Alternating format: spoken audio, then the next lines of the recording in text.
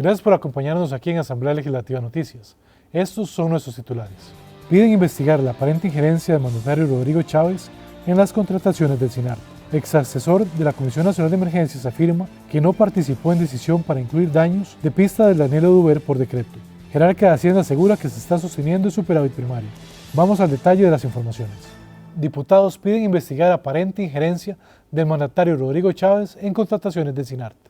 Solicitar al Ministerio Público la apertura de nuevos expedientes y particularmente la injerencia del presidente de la República, Rodrigo Chávez Robles, en las contrataciones del SINART, además de Federico Cruz, en las diferentes acciones llevadas a cabo por el Poder Ejecutivo, son parte de las recomendaciones del informe de mayoría de la Comisión Investigadora del SINART. Los legisladores concluyeron que al priorizar la agenda como instrumento al servicio del Poder Ejecutivo, se puso en riesgo la estabilidad del Sistema Nacional de Radio y Televisión, llevando a cabo acciones con criterio evidentemente político y no técnico. Según el informe, la agencia de publicidad del SINART fue utilizada con la finalidad de concentrar toda la pauta del Estado y que fuese politizada con el fin de asignarla a medios afines al gobierno de la República. Además, piden que se investigue el Comité Editorial de Casa Presidencial, conformado por Jorge Rodríguez Vives, Natalia Díaz Quintana, Rodrigo Chávez Robles, Federico Cruz Choreco y la diputada Pilar Cisneros Gallo por el delito de tráfico de influencias en cuanto al manejo de los recursos del BCIE y la concentración de fondos del SINART. La legisladora oficialista Ada Acuña aseguró que no se aportan pruebas en el informe de mayoría, firmado por Dinora Barquero, Vanessa Castro, Ariel Robles, Joana Obando y Dani Vargas. No aportan pruebas, señores, sino que lo que hacen es sumar en las actas y lo que cada compañero iba indicando, sin tener un cuadro lógico de investigación, ni mucho menos lógica de objetivo por el cual esta comisión se formula. El Frente Amplista Ariel Robles indicó que Federico Amador expresó ante los diputados que no se había aplicado los criterios de contratación pública cuando se contrató a Cristian Bulgarelli. Señor Federico Amador, aquí en esta comisión,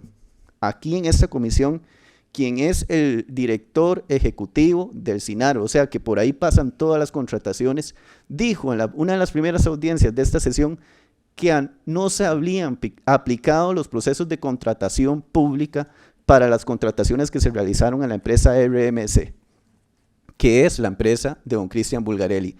Aceptó en esta comisión que los procedimientos que se habían seguido no fueron acordes a la ley ni los reglamentos que tiene el SINAR. Eso lo aceptó este señor aquí sentado. La diputada Acuña presentó un informe de minoría, mientras que el legislador Pablo Cibaja quedó de presentar su propio informe. Juez asegura que agravar la pena del autor en delitos donde participen menores de edad podría ser inconstitucional.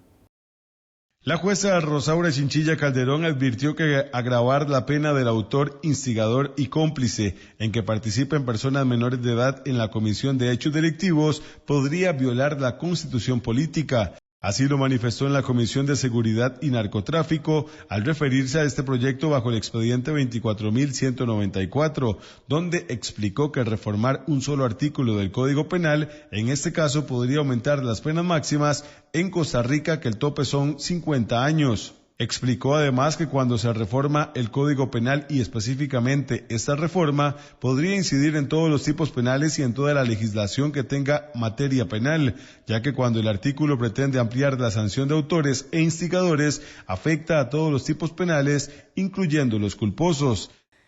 A pesar de ser un solo artículo de reforma al Código Penal, presenta múltiples inconvenientes o múltiples, según el lenguaje que se utiliza en la actualidad, que no me gusta mucho, zonas de oportunidad, es decir, errores que deben ser rectificados. Por ejemplo, desde el punto de vista dogmático penal, el primer tema es la técnica legislativa de utilizar un bis. Ya hemos indicado en otras oportunidades que esta técnica ha generado problemas cuando se utiliza. ¿Por qué? Porque eso obliga a quienes legislan, a ustedes, a cerciorarse que a partir del momento en que se introduce ese bis en adelante no haya ninguna referencia en el articulado, en este caso del Código Penal, que indique artículo anterior. Hay tipos o hay artículos que dicen lo dicho en el artículo anterior, pero cuando se introduce un bis, se cambia toda esa secuencia y hay que ajustarla. La diputada Gloria Navas consultó cómo hacer para sancionar al mayor de edad en este delito usando a menores de edad. ¿Cómo hacemos para sancionar básicamente al mayor de edad que interviene en este tipo de delitos utilizando al menor de edad? Básicamente existirían, digamos, dos mecanismos. Uno, especificando en un texto a la persona adulta que intervenga en un hecho delictivo como autor, instigador o cómplice, que reclute a personas menores de edad, una cuestión de esa naturaleza, porque especificando que se trata de persona adulta dejamos o se deja por fuera todo el tema de la Ley de Justicia Penal Juvenil, pero también hay que especificar si se está haciendo referencia a delitos dolosos o delitos culposos y otra serie de referencias adicionales que requerían o requerirían especificarse. La legisladora Pilar Cisneros del oficialismo consultó si el proyecto es inconstitucional o no. Tal cual como está este proyecto ahora, es inconstitucional a su juicio. Tiene algunos aspectos en los cuales violenta la Constitución. Por ejemplo, si se aplicara como responsabilidad objetiva, sería inconstitucional. El tema de no precisar o de introducir la delincuencia organizada, que queda a criterio del fiscal general y viola el principio de legalidad, sería inconstitucional en ese sentido. Y el tema de superar los 50 años, es decir, no precisar a qué extremo se refiere, podría también serlo, según lo que ha indicado la Sala Constitucional. Los diputados dictaminaron afirmativamente el expediente 24.096, ley para regular el beneficio de arresto domiciliario con brazalete electrónico. El proyecto de ley busca limitar el otorgamiento del arresto domiciliario con monitoreo electrónico, reduciendo la posibilidad de aplicación solo a personas cuya pena impuesta sea menor de 4 años, así como no se puede aplicar en casos de delitos en que se haya utilizado arma blanca o contemplados en los artículos 59 y 74 de la Ley sobre Estupefacientes, sustancias psicotrópicas, drogas de uso no autorizado, actividades conexas, legitimación de capitales y financiamiento al terrorismo. 37 diputados votaron a favor del expediente 23.614, adhesión al convenio constitutivo de la Corporación Andina de Fomento. El proyecto autoriza al Poder Ejecutivo a utilizar $302 millones para la adhesión. El diputado Gilbert Jiménez señaló que se está adquiriendo una membresía de lujo, pero que esta va a ayudar al país. Tenemos que tener claridad en lo que estamos haciendo. Efectivamente, bien lo dice don Eli, estamos adquiriendo una membresía de lujo. Pero esa membresía de lujo también va a tener en el tiempo ahorros muy significativos para el país. Hoy la deuda pública de nuestro país representa en deuda interna aproximadamente un 70% y en la deuda externa un 30%. Pero además de eso, señores, la exigibilidad de esa deuda, un 11% vence cada año.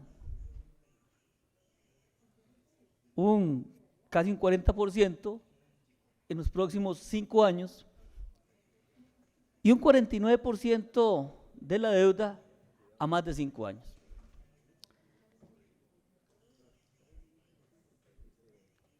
Dentro de esto tenemos una tasa ponderada del 9.4%. O sea, realmente las tasas de interés son sumamente altas y con esta inversión que estamos realizando, habrán ahorros en el tiempo.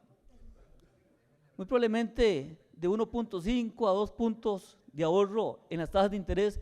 Por su parte, el legislador Gilberto Campos comentó que Costa Rica ya es miembro pleno de 3 bancos mundiales. Por debajo de las tasas del CAF están las tasas del Banco Mundial y están las tasas del Banco Interamericano de Desarrollo. No son las tasas más baratas, no lo son, y está en el expediente de tramitación del proyecto. Entonces, cuando a mí me dicen que vamos a encontrar tasas más baratas en los financiamientos del CAF, etcétera, etcétera, y perdón, hay que hacer un análisis primero de cuáles son las tasas más baratas en el mercado al momento de buscar financiamiento. La iniciativa de ir ahora a consulta a la Sala Constitucional. El ex asesor de la Comisión Nacional de Emergencias afirmó en la Comisión de Infraestructura que no participó en la decisión para incluir daños en la pista del aeropuerto Daniel Oduber por decreto. El ex asesor de la Comisión Nacional de Emergencia, Luis Diego Leiva, afirmó que no participó en la decisión de incluir los daños de la pista del aeropuerto Daniel Oduber vía decreto y no por la vía ordinaria de la Administración Pública. Así lo manifestó en la Comisión Especial de Infraestructura, donde se refirió a la investigación sobre los daños del aeropuerto en Liberia. Explicó que fue contratado por 6 meses por servicios profesionales para que valorara, entre otros proyectos, los riesgos ambientales de la pista Daniel Oduber y no daños estructurales de la pista, y la decisión de incluirlo vía decreto no fue recomendada por él. Con respecto al punto del nexo de causalidad, es necesario aclarar que en la etapa en que se me solicitó realizar el análisis de riesgo, ya ese punto estaba superado. Ese punto estaba analizado y justificado por la unidad ejecutora y estaba revisado y aprobado por la Junta Directiva de la CNE, ¿verdad? Entonces el documento en que yo me basé en el plan de el documento base que se me entregó fue el plan de inversión presentado y firmado el 3 de agosto por la unidad ejecutora, en donde se justificaba el nexo de causalidad bajo declaración jurada.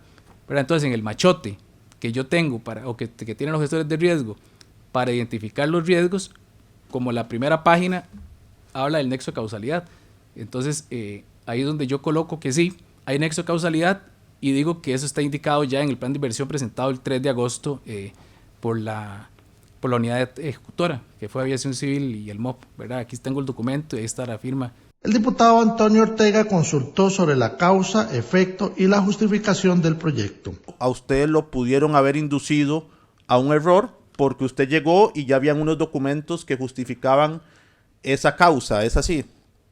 No sé si es un error, digamos, sí fue el documento en el que yo me baso. Gracias. ¿Y los documentos de la empresa INECO y el informe de la NAME, usted no los revisa? No, eso es de ingeniería. Eso es de ingeniería. Como de la fiscalización. Ok, ¿y por qué no se basó en esos otros documentos que, digamos, también tenían que ver con el estado de la carretera y usa del estado de la pista y usa como base el estudio de inversión y no esos otros dos que son todavía más viejos? No los conocía. José Francisco Nicolás consultó si había un riesgo palpable que forzara la inversión vía decreto y no por el proceso normal. ¿Había algún riesgo palpable a lo que usted escuchó? Porque usted no es ingeniero civil ni ingeniero de construcción. ¿Había algún riesgo palpable, inminente, tremendo, que forzara a tener que hacer la inversión en el recinto de Comisión Nacional de Emergencia y no hacerlo por la vía tradicional de contratación? A su experiencia, usted me dijo que usted visitaba puentes, que usted visitaba carreteras, lo escuché con mucho respeto y con mucho cuidado. Pero usted, ¿qué percibió en esa visita del 19 de julio? ¿Usted percibió una urgencia de pasar ese proyecto por la Comisión Nacional de Emergencias o no lo percibió? Sinceramente no, como le digo, lo tomé como un proyecto más de los 18 que... ¿No percibió esa urgencia? No percibí que era nada diferente a los demás. Compareció además el funcionario Charbel Seca, funcionario del Ministerio de Obras Públicas y Transportes, para que se refiriera al tema. Explicó que no participó en ningún plan de inversión del Daniel Oduber y su trabajo, a pedido del exministro Luis Amador, fue reunir a los ingenieros de aviación civil para que realizara el plan de inversión del aeropuerto. Extradición de nacionales solo se podrá dar por medio de una constituyente, según explicó abogado constitucionalista. El constitucionalista Rubén Hernández señaló que la extradición de nacionales no puede ser votada en la Asamblea Legislativa, sino que se requiere una Asamblea Nacional Constituyente. La Asamblea Legislativa, como poder reformador derivado, está limitada por el poder constituyente en su capacidad para reformar la Constitución. No puede reducir, amputar, eliminar ni limitar derechos y garantías fundamentales, ni derechos políticos de los ciudadanos, ni los aspectos esenciales de la organización política y económica del país, únicamente mediante el procedimiento de reforma general regulado en el artículo 196 de la Constitución Política. Pero el abogado Fernando Zamora indicó que solo se requerirá una modificación parcial a la Constitución. No es necesario, por las razones que tal vez daré después en las preguntas, no es cierto tampoco que sea necesaria una reforma, o sea, una aplicación del procedimiento de reforma general para imponer la extradición. Si fuese así, de hecho, porque es un derecho humano lo que estaría en juego, que es el alegato, ni siquiera por reforma general podría conculcarse un derecho humano. Los diputados iniciaron el análisis de la reforma del artículo 32 de la Constitución Política, que establece que ningún costarricense podrá ser compelido a abandonar el territorio nacional, salvo que en caso de tráfico internacional de drogas y terrorismo haya sido decretada extradición por un tribunal de la República de Costa Rica, conforme a lo dispuesto en esta Constitución y en las leyes. Don Rubén, ¿y cuál es el derecho fundamental que está en juego en el caso de la reforma constitucional que nos compete aquí? El derecho a que una persona no sea extraditada del país, es decir, que no sea compelida a salir del territorio sin su voluntad. La legisladora Pilar Cisneros señaló que está claro cuando se estableció en la Constitución que nadie podría ser compelido a abandonar el país, era por razones políticas. Creo que es claro que cuando se pone en la Constitución nadie puede ser compelido a abandonar el país, los constituyentes estaban alegando razones políticas, ¿verdad?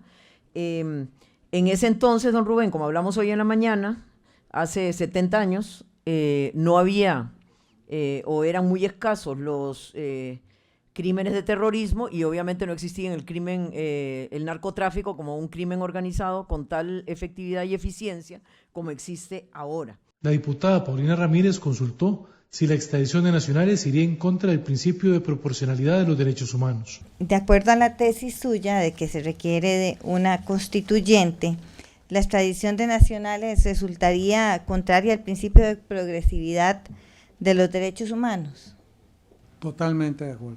Ante la pregunta del congresista Horacio Alvarado, Hernández insistió en que se requiere una constituyente para modificar el artículo 32 de la Constitución Política, mientras que Zamora explicó que solo se requiere una modificación parcial para poder aplicar la extradición de nacionales. Las diputadas de la Comisión de Derechos Humanos presentaron una moción para exigir mayores acciones para enfrentar la ola de violencia que vive el país en contra de las mujeres. En lo que va de este año, 24 féminas han perdido la vida de manera violenta. Según la moción, el 17 de mayo de 2024 el organismo de investigación judicial reconoció que existe un fenómeno criminal en contra de las mujeres. Las diputadas revelaron datos del Ministerio Público donde se expone que entre el 2023 y el 2024 se registró un incremento de un 76% en las denuncias por delitos sexuales. Esta comisión ve no solo el tema de derecho humano como fundamental para nosotras las mujeres y vivir en una sociedad libre de violencia y con mucha paz, que es lo que necesitamos, sino también, ayer en el control político lo dije, estamos dejando niños huérfanos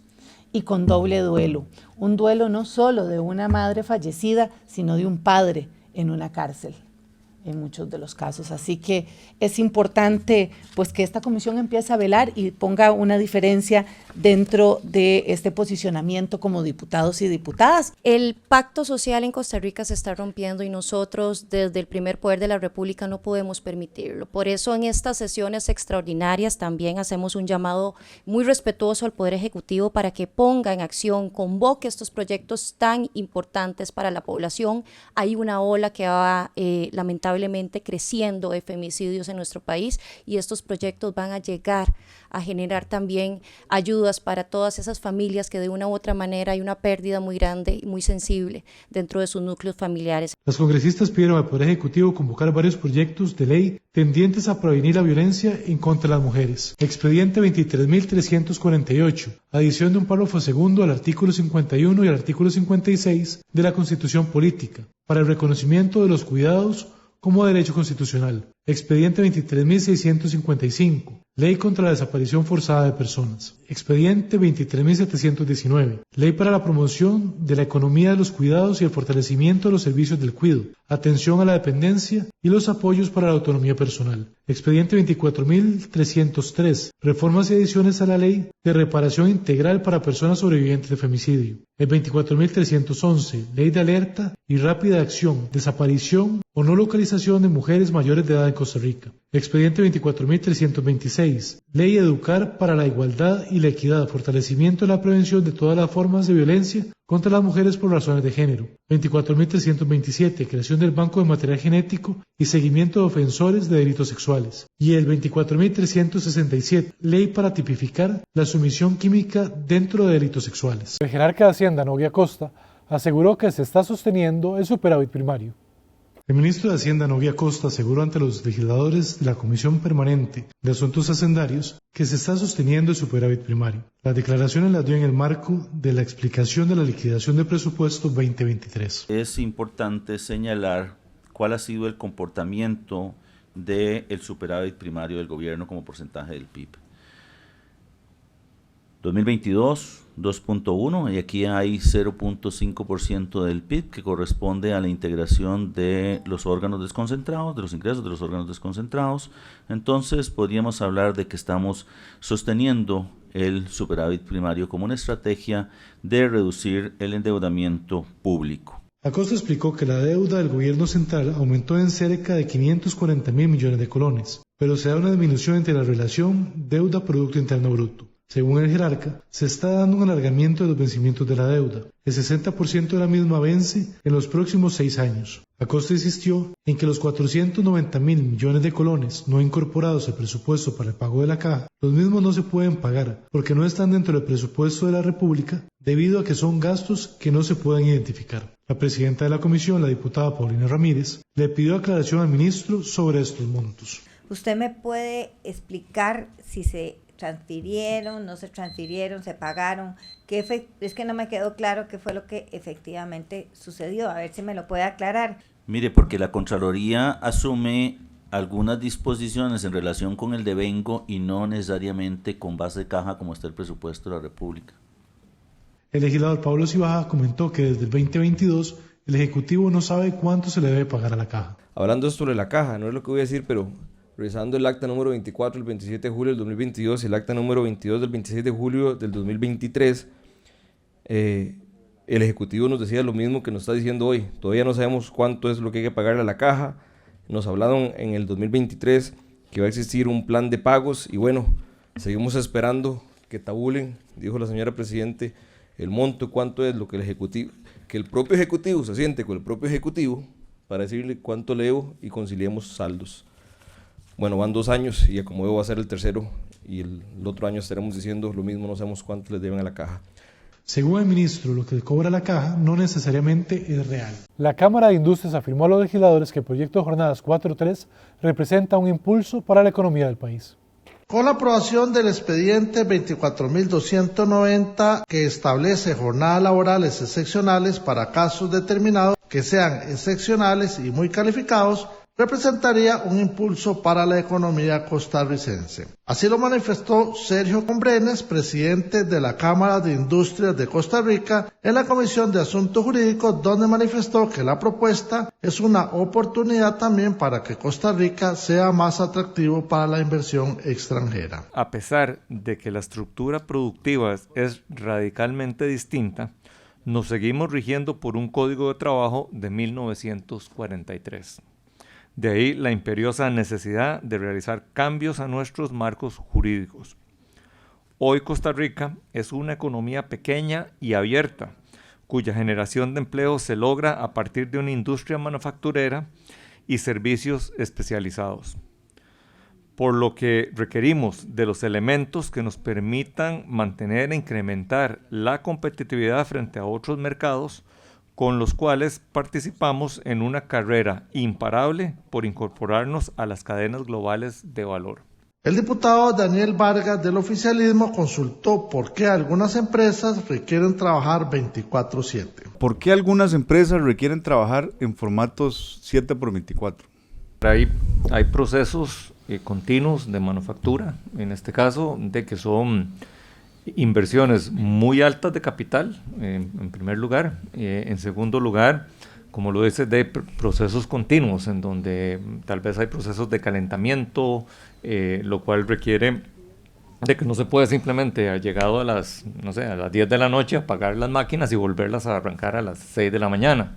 Pero tiene que ver muchísimo con el tema de la inversión de capital. Francisco Nicolás, de Liberación Nacional, preguntó dónde está la ventaja en la ley para los trabajadores en estas jornadas en el tema de los cuidados de los niños. Ustedes mencionaron ahora que habían beneficios para el trabajador en el tema del cuidado, del transporte, etcétera.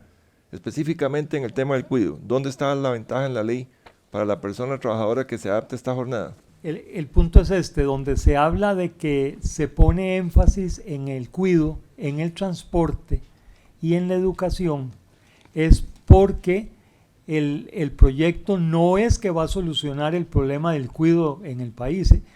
Tenemos que ser muy claros. El problema del cuidado lo tienen los padres asistiendo 4 días, asistiendo 5 o asistiendo 6. El problema es el mismo. Posiblemente... No, perdón, el problema no es el mismo. Se agrava con este modelo, no es el mismo.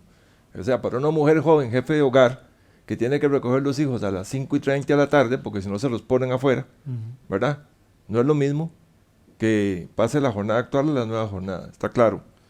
Y le pregunto eso porque me llamó la atención, porque usted, creo que fue usted el que lo dijo. Sí, señor, fui yo el que lo dijo. ¿Verdad? El tema continuará en análisis en esta instancia legislativa. Gracias por acompañarnos en una edición más de Asamblea Legislativa Noticias. Nos vemos la próxima semana.